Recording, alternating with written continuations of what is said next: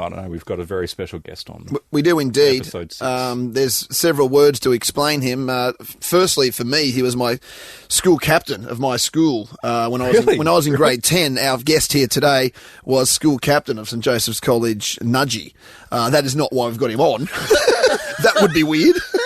But he's now the federal member for Fairfax. Oh, I always got to say Fairfield. I don't know why. And the federal Olympic envoy. Well, I'm going to go, I think it's actually the Prime Minister's special envoy for the Brisbane Olympics.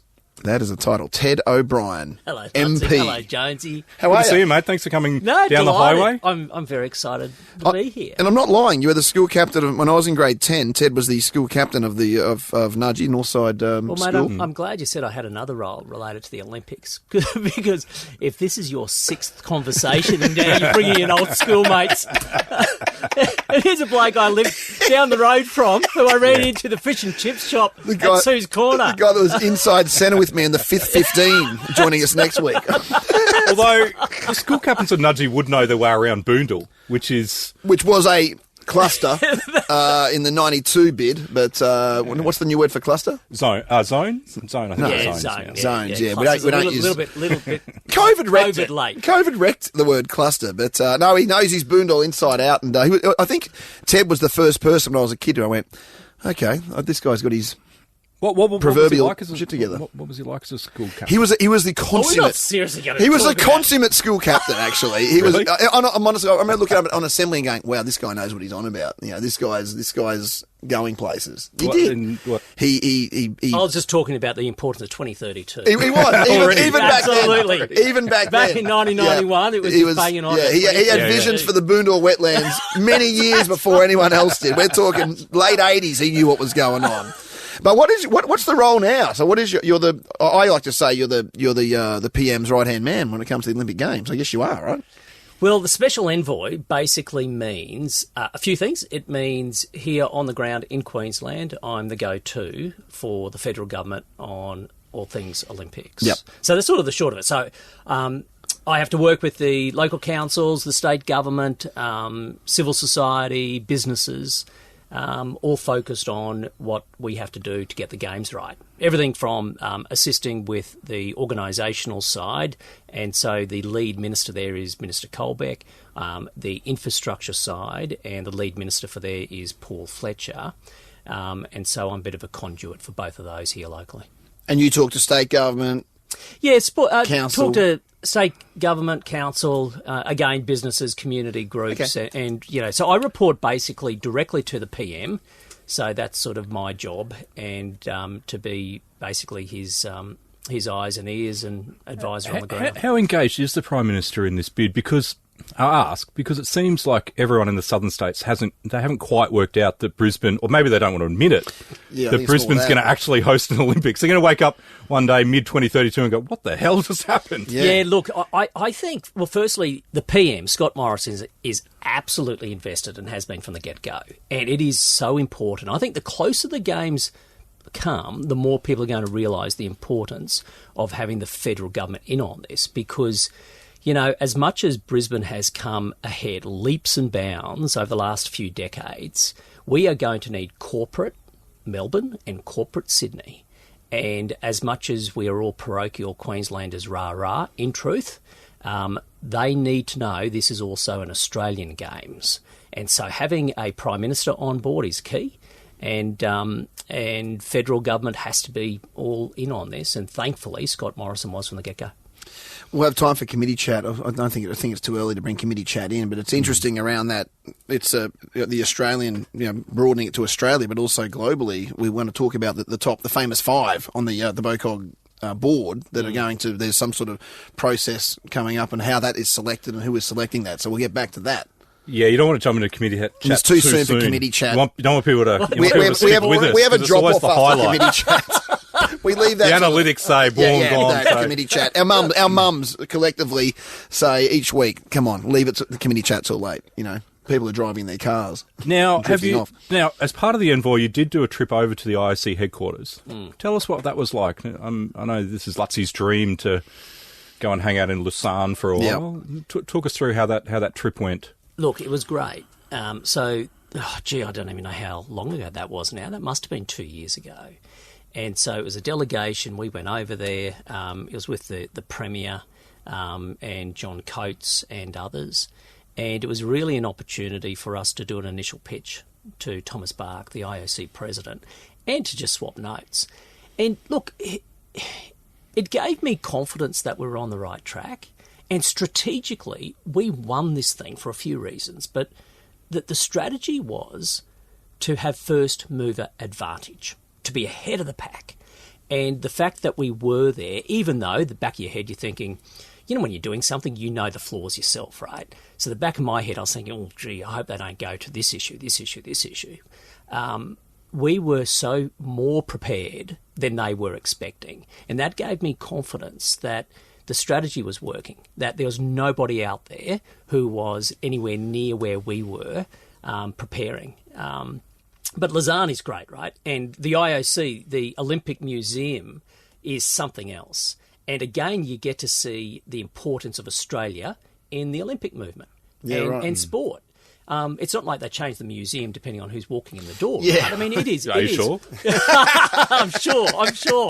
But I tell you that Melbourne. You should see when Russia turn up. It's an eye opener.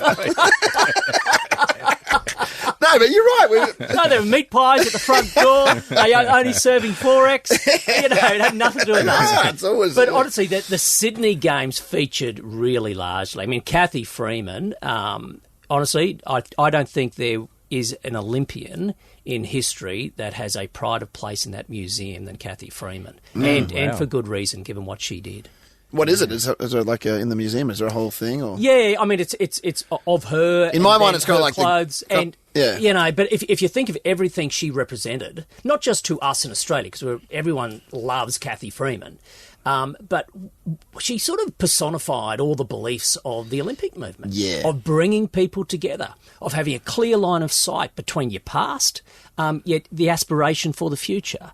A good, decent, humble human being, gifted as an athlete, who dedicated herself and achieved the world's best, was put under pressure in the opening ceremony and held her own calmly. Still the only person, we said this last week, the only person to have lit the cauldron and then won a gold medal at the same Olympic Games. Yeah, right. Well, there you go. That's part of the story. And that's incredible pressure. Like Beijing, I think there was the hurdler that had Freeman-esque pressure.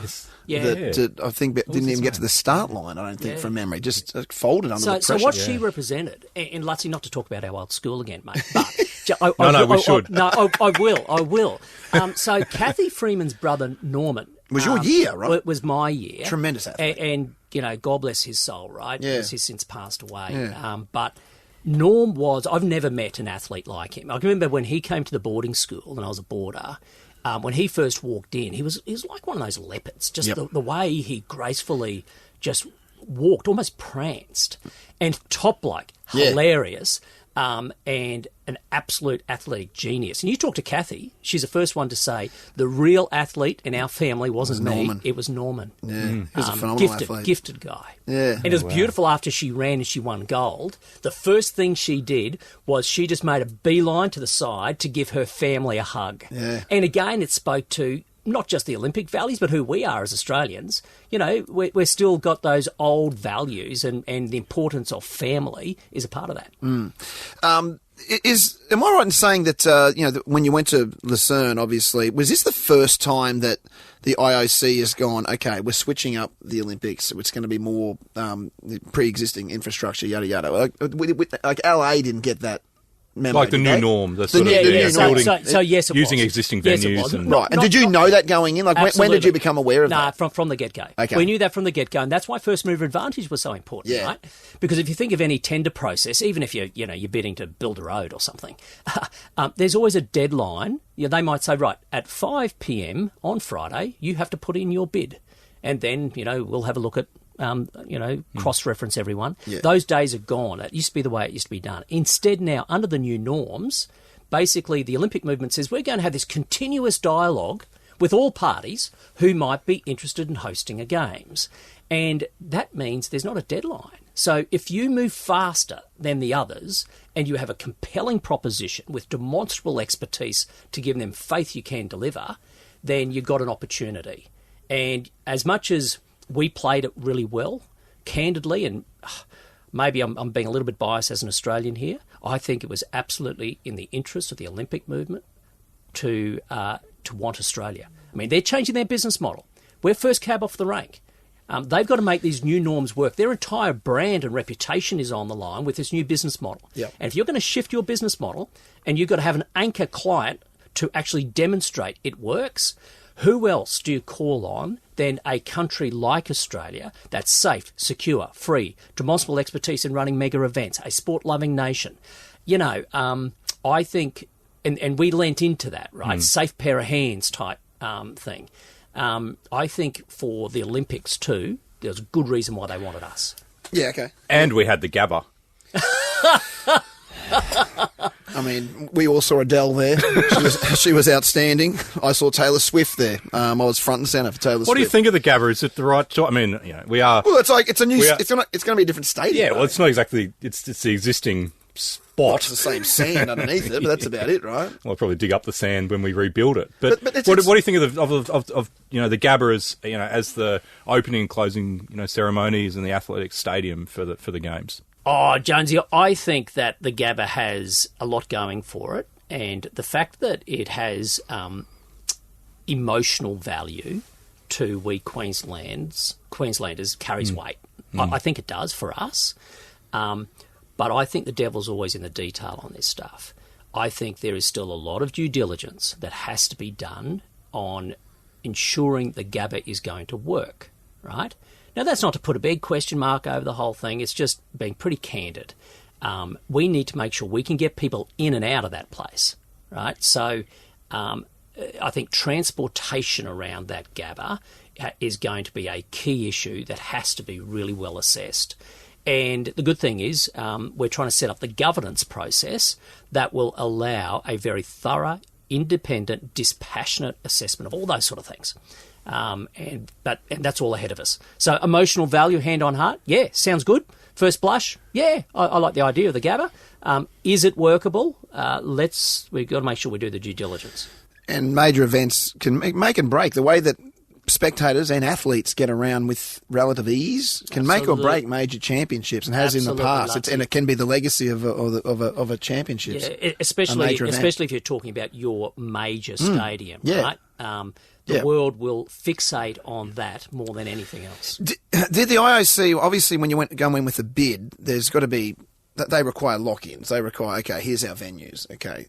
Does the IOC have an understanding that, you know, in all realism, like to have the best games possible in 11 years' time, we're going to probably need to play with those lock-ins that we had at bid time. I know it's fine to say, look, the Gabba's it, the equestrians at Vic Park, this is going to be here, you know, these are the venues. But in all, like, is it set in stone? Like, is it smart to set every venue in stone 11 years out? Like, have promises been made to golf clubs that you've got it? Like, is that set in stone?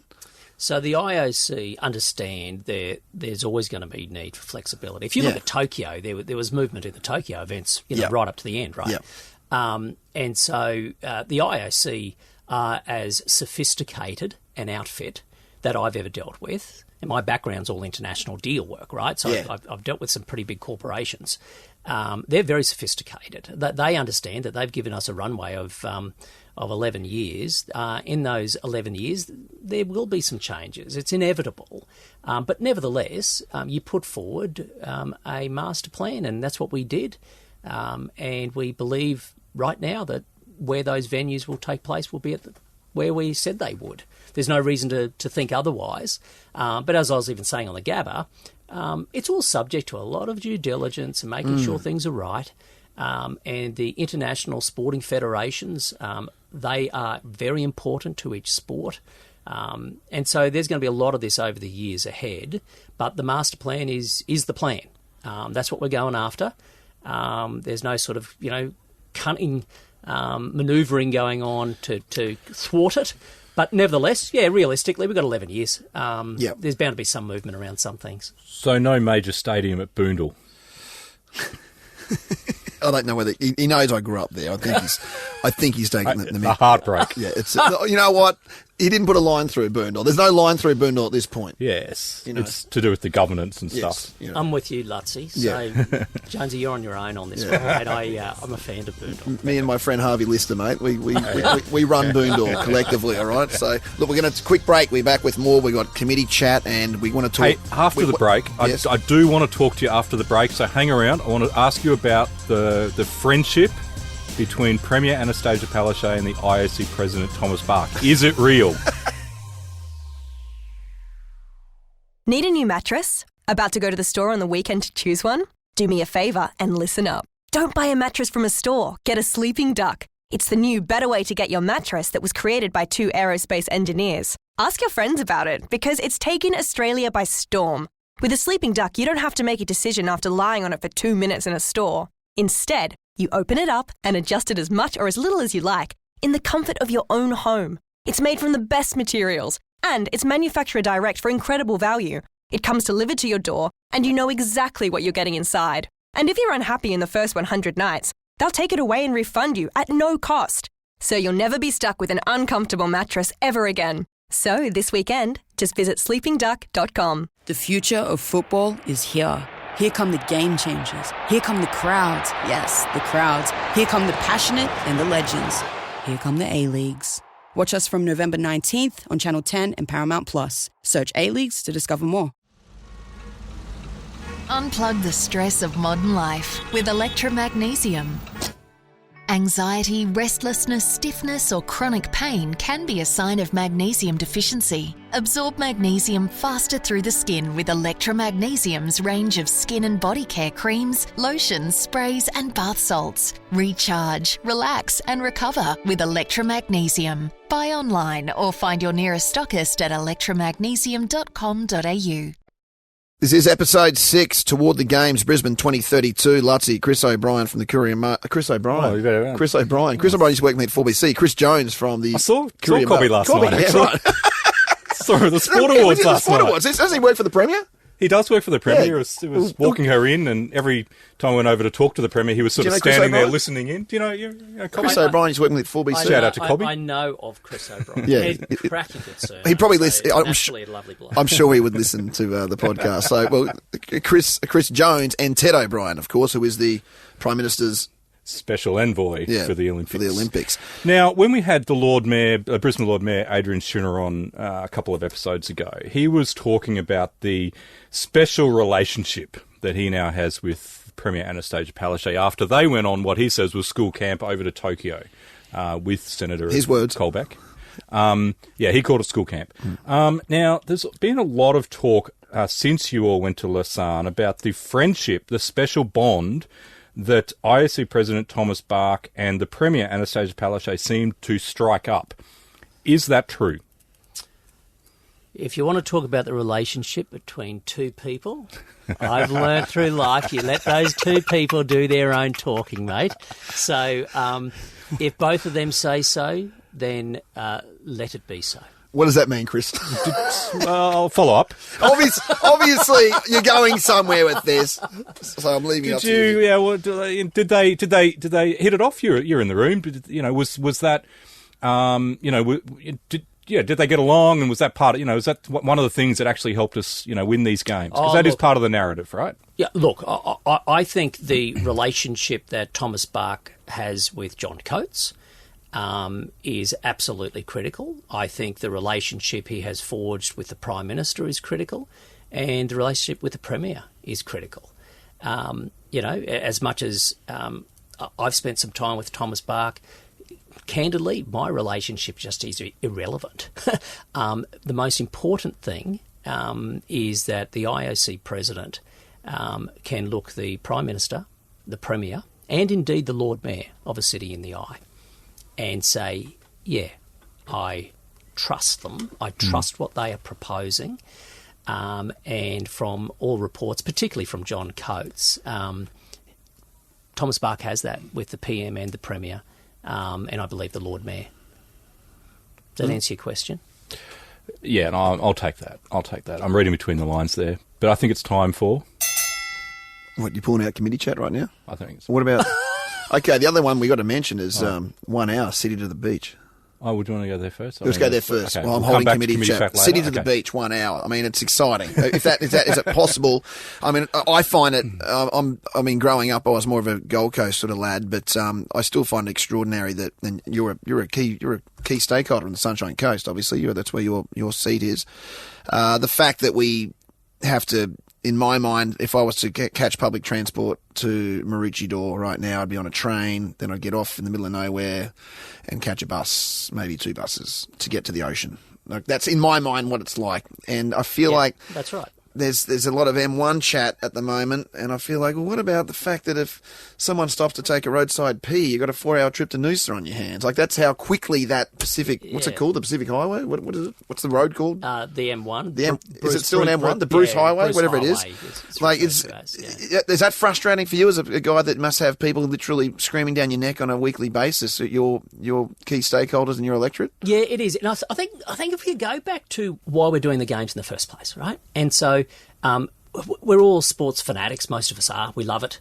But we're doing it for the long term. You know, we're thinking 2050. Who do we want to be? What sort of place do we want to live in?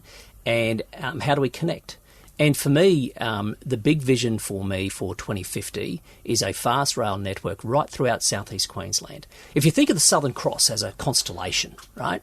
The top star, Sunny Coast Airport, going all the way down to the Gold Coast Airport, and then out to the east, the Brisbane Airport, and then out to the west through Ipswich, the Toowoomba Airport.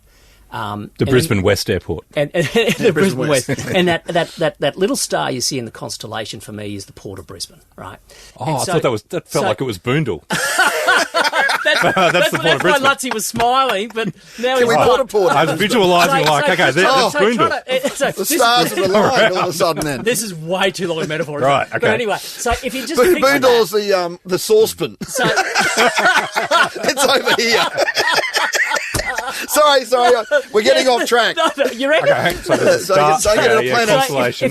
If you think of a rail network, a fast rail network that will pull all of those parts of southeast Queensland together, where you can go from any corner into the city within an hour and then to another part of that destination. That's the sort of long term.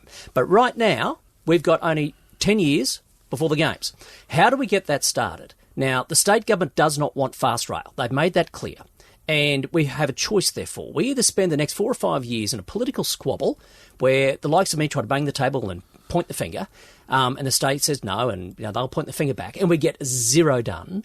Or we come to a compromise and we say, OK, look, what do you want? And the state were pretty clear on rail. They don't want a new network. They want the existing one. They want the same rolling stock. They want the same signalling system. Yeah. And my sort of simplistic view as a former deal guy is, all right, if we can satisfy those requirements of yours, I reckon we can still do a deal. So let's extend the existing network into the Sunshine Coast through places like, Caloundra, Kawana, up into the Maroochydore CBD. Let's get that locked in, but let's design it in a way that allows a future state government, if they so please, to repurpose it into a fast rail network. So in other words, let's not let go of the long-term vision, but let's get pragmatic and stuff done in the short term in a way that we can agree and avoid a political fight. And I think that's got to be... It's not going to work every time, but the more we can find those sort of solutions that are pragmatic and actually binds governments without the political scrap, the better. And that's the opportunity, isn't it, of these Olympics? Sure As we always say here, it's more than 16 days of sport. Yeah. It's more than putting on the best Olympics ever. It's the legacy of this once-in-a-forever opportunity for our region, our city, our region and our state to deliver things that otherwise might not have ever been delivered, and certainly would not have been delivered by 2032. And it's not just highways and rail lines. And, it was a big win for you to get the state government to agree to that compromise, that they're going to look at, okay, well, let's look at that. That was due to you rolling out that compromise, and probably the first example as we go on this journey. But it's also about other things, like what industries can we build off the back of the Olympics? we've done a series recently where we're talking about the sports tech industry. Can we become the Asia Pacific hub of sports tech? Really exciting. And I think if there is any excuse for us to think big and be bold, it has to be that we are going to host the biggest event the world has ever seen. If that's not a good enough reason for people to think big, then they will never think big. And if we're going to think big and be bold, it's actually over the next 18 months where we have to do that. We can't leave it before the games. We'll run a good games regardless. We're Australian. We're good at that stuff. But if we truly want to transform southeast Queensland, then it's the next 18 months that get important. We need to answer a question firstly, which is, what do we want to be famous for? What is it? I mean, we don't have a reputation globally. No. What do we want to be famous for? And then what sort of place do we want to live in? And then we need to go after it. It won't be easy, but if we're bold and we're prepared to take those big steps up front, then we've got a good chance of making it happen. What do you think we should be famous for out of this?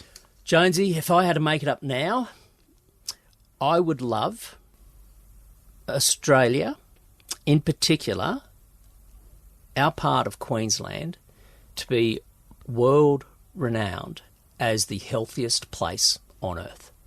The healthiest place. Healthy in every regard. Healthy from the environmental point of view. Healthy in terms of people's well-being, physical health. Health in terms of relationships between people. And health in terms of relationships from our place with others, particularly, the likes of the Pacific Islands. I think there's so much in being healthy. And for me, if I had to make it up right now, and that may not be the answer, by the way, there'll be far smarter people than I. But even the whole thing of trains, therefore, it's taking cars off the road. I don't know. I just think there's a lot in that belief that we are already a really healthy part of the world. We've got the climate, we've got the soils, we've got the food. We're already branded globally as being clean and green. You don't want to brand yourself as something that's fake. I think, for me, if I had to make it up right now, the healthiest place on earth. Yeah, it's an interesting chat because the talk is here at the moment about us Brisbane becoming one of the great cities of the world, but without everything you just said, like you think of the great cities you travel to in the world, the ones that are renowned. When you get off a plane, you got your bag and think, right, how do I get to the city? Like, what are my options here? Yeah, like you've got to have. It's got to be the easiest thing in the world to do that. It's right? the old rule, right? So if we've had Tokyo, we got Paris, we got LA, and then you got this place called Brisbane that, candidly, a lot of people in the world have never heard of. Would have no idea where it is. So either one of two things happens. Either we take control of our own destiny, define what we want to be famous for, be bold and go for it, or let other people do all that for us. Let other people define who we are. I know which one I'm going for, and that's the former. Quick break, back with Committee Chat. Yes. Need a new mattress? About to go to the store on the weekend to choose one? Do me a favour and listen up. Don't buy a mattress from a store. Get a Sleeping Duck. It's the new, better way to get your mattress that was created by 2 aerospace engineers. Ask your friends about it because it's taken Australia by storm. With a Sleeping Duck, you don't have to make a decision after lying on it for 2 minutes in a store. Instead, you open it up and adjust it as much or as little as you like in the comfort of your own home. It's made from the best materials and it's manufacturer direct for incredible value. It comes delivered to your door, and you know exactly what you're getting inside. And if you're unhappy in the first 100 nights, they'll take it away and refund you at no cost. So you'll never be stuck with an uncomfortable mattress ever again. So this weekend, just visit sleepingduck.com. The future of football is here. Here come the game changers. Here come the crowds. Yes, the crowds. Here come the passionate and the legends. Here come the A-Leagues. Watch us from November 19th on Channel 10 and Paramount+. Search A-Leagues to discover more. Unplug the stress of modern life with electromagnesium. Anxiety, restlessness, stiffness, or chronic pain can be a sign of magnesium deficiency. Absorb magnesium faster through the skin with electromagnesium's range of skin and body care creams, lotions, sprays, and bath salts. Recharge, relax, and recover with electromagnesium. Buy online or find your nearest stockist at electromagnesium.com.au. This is episode 6 of Toward the Games, Brisbane 2032. Not Chris O'Brien, but a big shout out to Cobby, who now works for the Premier, formerly 4BC and the ABC, one of the great newsreaders. Can play guitar as well, quite well. But he is not on this podcast. Chris Jones is the editor of the Courier Mail. And Ted O'Brien, former Nudgee College school captain. Now, I just figured out how you did it. That's what I was. Yeah, well, that's why I said O'Brien. Yeah, gotcha, because right. in my brain, I'm all over here with Ted. Yeah. And I've got you. I'm used to you. Yeah. You know, I'm rushing through you to get to Ted. Yeah. Okay, So former Nudgee school captain, 1991. Sorry to age you, but and by the way, I'm 2 years younger than Ted, obviously. It is a thrill to have the 91 Nudgee school captain. Oh, seriously, here. can we go? It really is. You look back at them. We had a Rhodes Scholar more recently. What was his name? Remember him? You were long gone. Stephen Daly was a Rhodes Scholar. Stephen Daly was, and a champion. Get on the mic there. Sorry, he was, and an absolute champion bloke. Yes, too. And a good sportsman by memory. He was first 15, first 11. What was your sporting pedigree, by the way? Well, actually, my biggest takeout from Nudgee was I got the Coaches Award in the 13 Fs for cricket. That was a big year for the 13 Fs. It was. Well, my brother Paul, I'd like to thank him publicly. He was the coach. There was that. There was the sandpaper allegations. Let's not get into that. They were swinging the ball from one side. You said you wouldn't say it that. From one side of flat 8 to the other that week. There was definitely something dodgy going on in the 13 Fs. The good news is that mobile phones didn't exist, so there was nothing at all dodgy going on with the mobile phone usage. No, I'm not even going there. But listen, committee chat. We love our committee chat here on the podcast, Ted. Where are we at? We went through the names. It took about 20 minutes for us to get through the Magnificent Seven that have been named thus far last week. The Magnificent Seven. Now, they'll be joined by 4 nominations by the Prime Minister, 4 nominations from the State Olympics Minister, happens to be the Premier. And the best headline this year, the winner is me, the Courier Mail. He laughs silently. Honestly, I mostly wake up in the morning for his headlines, which is his job apparently. I don't know how the editor, I thought it was sub-editors that did headlines, but you do the main ones, right? Have you ever done a TED headline? A TEDline? You don't want headlines, okay? Yet no, we stay out of the papers. We Ted. tend to only cover. We covered TED a lot in '91, but it hasn't had a lot of coverage. Since those days. Since the Rhodes Scholars sort of took all his thunder. And then so joining those 7 + 4 + 4 is the famous 5? Yep. Yes. Now the famous 5... Tiffany, find the famous 5, the old TV show. You'll Google it. There's a We Are the Famous 5. Your tips all over. There we go. Now, the famous 5. Now, the idea has always been... I'll let you tell the story, Ted, but essentially we have you to thank that the 5 here are going to be genuinely independent appointments because the state government tried a little sneaky on here where they, in the draft exposure bill, so the one that they put out to all the stakeholders before they introduced the BOCOG legislation at Parliament, the draft legislation walked away from the fact that they'd be 5 independent ones and suggested instead that they should be appointed by the state government. Now, you called this out, Ted, in our paper, which caused quite a bit of drama for you. This was a play from Ted, I believe. I'm saying I can say what I want. You want to pick up the story? Yeah. I thought you were telling it quite nicely, Jones. Just put you back on the map for me. This play. Look, I think I loved it. And I can say that I loved it. I know that guy.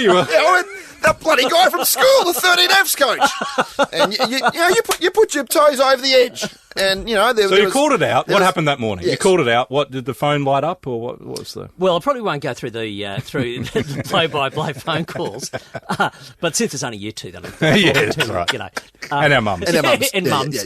Yeah. So look, I did call it out, and the fear from my end was that instead of having 5 independent directors on the Organising Committee, they would end up being appointees of the Premier. And for me, I don't care who the Premier is. I don't care if it's a Labor or LNP. I don't care if I'm the Premier. I wouldn't want that much power. Yeah. And so, and this isn't sort of when you have an argument about, a rail idea, they can go back and forth. Here, we're talking about legislation. We're talking about the law of the land. And we needed to make sure that law gets done right. It's sort of that simple. And so there are some key principles in this. And one of the key principles of any governance structure has to be strong independence. And as much as we can talk about governments working together and all of that sort of stuff, in truth, politics gets involved. So we do need independence. And candidly, thanks for the Courier for backing it. The outcome was we're going to have 5 independents. So you called it out. Well, we'll rewind a little bit because you have gone over the top of the fact that following that, you were gagged by the Prime Minister. Metaphorically. Well, I was going to... What's it like to be gagged by the Prime Minister? I don't know. I think that was a question for you, Lutz. Was that me? Sorry. I think he swiped left on me. Okay. On that. You were told not to speak for a while the negotiations happened, and then the outcome, of course, is that the final bill that was introduced to Parliament reinstated the fact that these would be independently appointed directors of the BOCOG. And how does that process work now? How do they pick the independents? Who does it? So ultimately, it'll be a joint appointment between the Prime Minister and the Premier. But the process to get there, again, has to be one which is dispassionately independent. So a search firm, a global leading search firm, will be chosen, and that choice will be made between the federal and state governments, respecting that 50-50 partnership that the Prime Minister and Premier agreed to. That search firm then will have the job to go out and find the best man or woman to be the president, or effectively the chair, of the Organising Committee. And so that's the process as it's getting underway. Lutz asked me a question last episode, which was, do I think that the president should be a Queenslander? What do you think? I think it'd be wonderful if it was a Queenslander.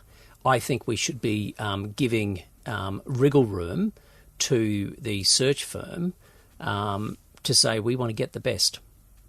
That's the most important thing, is we have to get the best. Now, once you start saying, well, what does the best look like?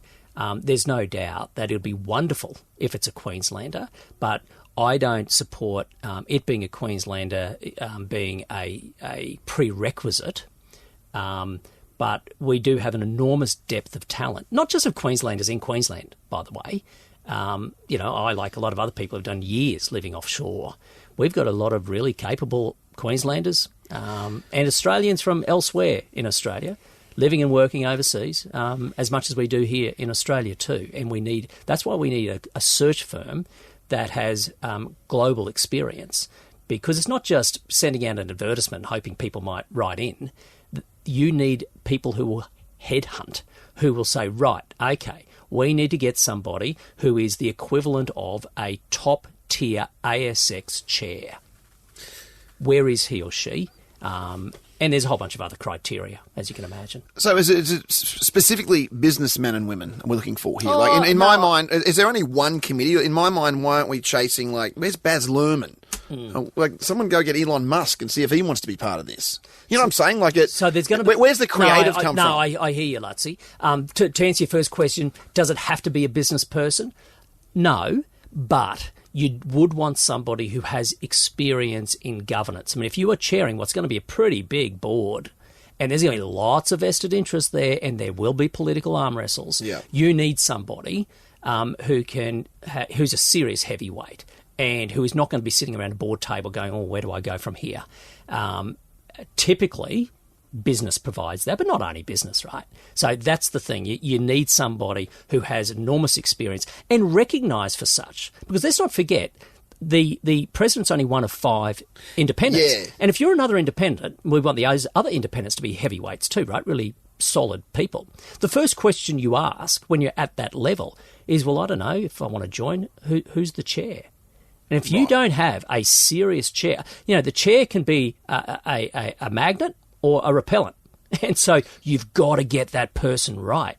And that person also has to be seen to be right, because you might lose the opportunity with other independent directors who might go, I don't want to be a part of that. That just sounds like a stitch-up. That's why that position is more important than any other position. And there will be other committees, by the way. So there's going to be a separate group that'll look at infrastructure. Yep. and venues and so forth. Obviously, transport's a little bit more complicated because there's a long-standing arrangement between governments about how that's done. And then as time goes on, there's a whole bunch of services that'll have to be looked after. You don't have an organising committee directing the Queensland Police Service, for example. So, there will be different groups set up, but the two most important, I believe, is going to be this organising committee, and then on the infrastructure side, but that'll be mainly the feds, and the federal government, the state government will decide how that's structured. And now the Prime Minister gets to choose 4. Correct. Are you hoping that you get the phone call and the call up? Well, it'll be up to the PM, mate. So, as far as I'm concerned, if the Prime Minister rings and says, I would like you to be the envoy for paper clips, you'd say, damn right, I'm going to do it, and I'm going to do it well. Well, the attaché? Attaché is my word of choice. Attaché would be Lutzie's choice. But no, mate, honestly, if the Prime Minister wants me to sit on the organising committee, of course I'll be absolutely delighted to. Yeah. But I don't know. I was taught years ago from an old boss, focus on the job you've got, not on some job you might want, and things will end up working out. So I've got a job to do right now. I'm the special envoy, and I'm just doing the job. Well, you spoke of the games being either a good games, a solid games, or literally the greatest event in the history of the world, which presuming that it'll be the biggest event ever, as you said earlier, being the. Well, we should aim for nothing less. It should be bigger than LA. We should aim for nothing less than the greatest games the world has ever seen. Absolutely. And given that you've been in this game for a while now, you know how it works. Did you have that degree of confidence that all these metaphorical balls in the air can somehow create a situation where all that we spoke of today can actually happen? Yeah, I believe so. I have no fear about the 2032 games not being good games. Yeah. They'll be great. Like we always get it right as Australians. My greatest fear is, 10, 20 years afterwards. So let's say 2050. My grandchildren saying, "Did you have something to do with the game?" What? Well, they're in Brisbane. What do we get for that? Yeah. And that's the whole thing. And it's not. It's easy to talk about infrastructure because people can picture it, but it's far bigger than that. And once you're in government, I'm from the private sector, right? So I've learnt the hard way in government. Trying to force departments to work together can be a nightmare. We've got 10 years. We've got an event. We've got a deadline. What we can do between the education departments and health departments and then between tiers of government could be something pretty extraordinary. Our relationship with the Pacific Island countries for geostrategic purposes, extraordinary. Our ability post-COVID to be attracting capital into the country, putting trade packages together, tourist packages together, just extraordinary. What we can do with the health and well-being agenda, with the Indigenous agenda, all of this stuff that's never been talked about, really, because it's easier for people to talk about the road, the rail, the venue, right? But it's far bigger than that, and we need to think big, be bold, and we need to do it now. Brilliant. I'd love to have you on in about 6 months, Ted, ongoing. It's been a pleasure talking. We could have spoken on and on and on. We did, looking at the clock. No, we did, but it's fascinating stuff. Guess where I will be for the episode 7, Ted? This is an exclusive. I'm breaking this right now. I did tell you. I told you I was interested in it when we last met. Dubai World Expo. Dubai. I'll be joining. I think there's something to be garnered from in the Olympic space around the Dubai World Expo, which again thinking big, right? And I'm delighted you're going because we need people over there to look at it and go, you know what, we should be thinking about X, Y, Z. Yeah. And not think about the local roundabout or, that stuff's important, but this is our moment. And as custodians, this isn't a political thing. It's all of us. As this generation who have some say on this part of the world, we have something to answer for in years to come if we haven't truly leveraged this opportunity. I'm delighted you're going to Dubai. I'm delighted you're getting out of the country too, Lutz. Thank you. On a different and level, after your Christmas party today, yes, you might legally have to. Just for a while. Subscribe. Follow us on Instagram, Toward the Games. What else have I missed? That's it. We're back with the Dubai episode. 2 weeks, Dubai episode, and 2 Christmas specials yet to come. Thank you so much, Tim. Pleasure, Lutz. Thanks for coming in, mate. Thank you, Chris. Thanks, mate.